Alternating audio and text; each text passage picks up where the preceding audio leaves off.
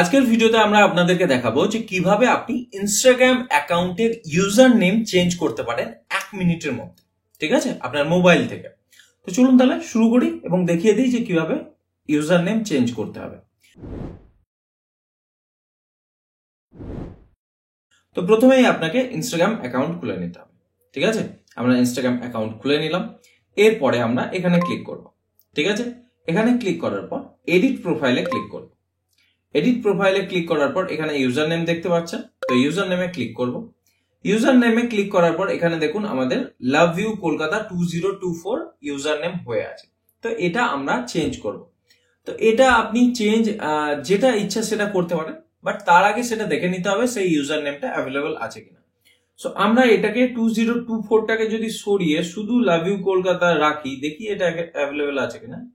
তো এটা এই ইউজার নেমটা অ্যাভেলেবল নেই। 2025 দিয়ে দেখি এটা অ্যাভেলেবল আছে কিনা। হ্যাঁ, এটা অ্যাভেলেবল আছে। ঠিক আছে, তো তাহলে আমাদেরকে কি করতে হবে, এবার এই টিক বাটনে ক্লিক করতে হবে। দেখুন আমাদের নাম কিন্তু ইউজার নেম কিন্তু চেঞ্জ হয়ে গেছে, লাভ ইউ কলকাতা 2025। এবার এখানে বলে রাখি যে একবার ইউজার নেম চেঞ্জ করার পর আগামী 14 দিন আপনি ইউজার নেম চেঞ্জ করতে পারবেন না। 2 সপ্তাহ বা 14 দিন পর আবার ইউজার নেম চেঞ্জ করতে পারবেন। এবার যদি আমরা ব্যাক করি তাহলে দেখুন এখানে আমাদের ইউজার নেম দেখাচ্ছে love you Kolkata 2025। So user name change হয়ে গেছে।